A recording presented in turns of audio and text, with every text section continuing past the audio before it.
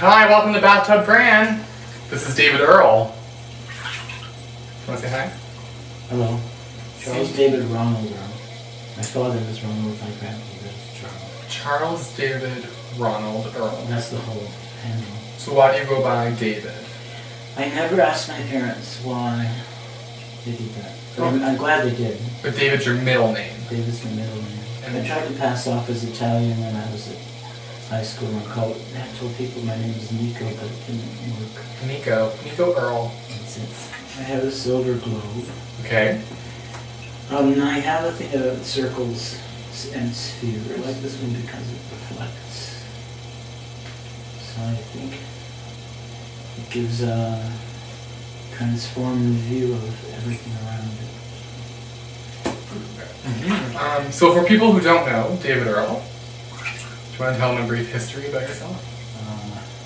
I was born in Toronto and I took dance classes at 7 and at 10 and at 12. I took tap, I took ballet. Long before I decided to be an actor, but it hadn't really dawned on me that I would have to have a voice to be an actor. So A voice like Carrie's? so I went off to Connecticut College for a 6-week course where I encountered Martha Graham and Jose Limon. In person? In person. And when the Graham Company asked me to get a green card to work with them, I discovered that I was eligible for the draft. And it was during Vietnam. So David's career in America ended abruptly. And he went off to London, England, and helped found the London Contemporary Dance Theatre. Spent 2 years there and came back to Toronto, and with Peter Randazzo and Patricia Beattie, started the Toronto Dance Theatre in 1968. Can you define dance? Dance, for me, is an emotional response to rhythm expressed physically. Okay. If you could be an animal, what animal would you be? I'd be a bird. What kind of bird? A sparrow. If you could have a superpower, what superpower would you have?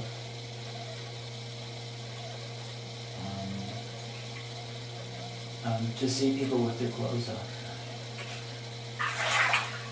Done. Do you have the most embarrassing moment on stage?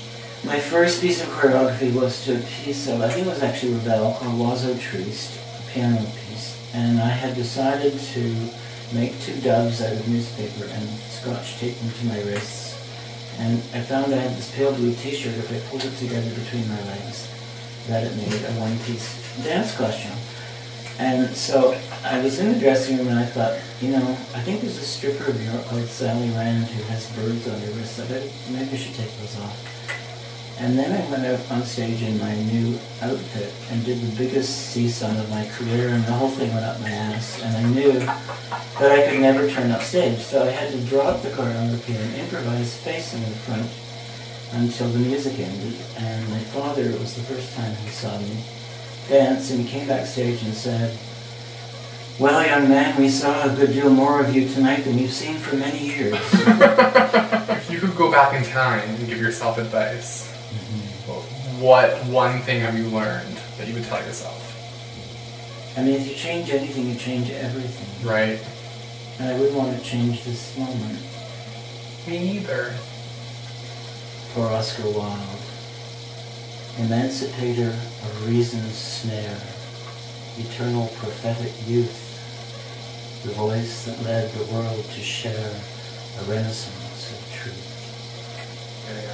I'm trying to write a book called A Handbook for Ecstatic Survival, which is kind of memoirs, philosophy, aphorisms. So you have classes throughout the year here in Guelph.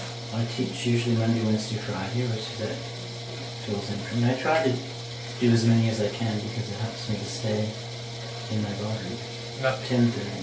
10:30 till noon. But again, the website. The website. The website. Thanks for being here. Thanks for having me over.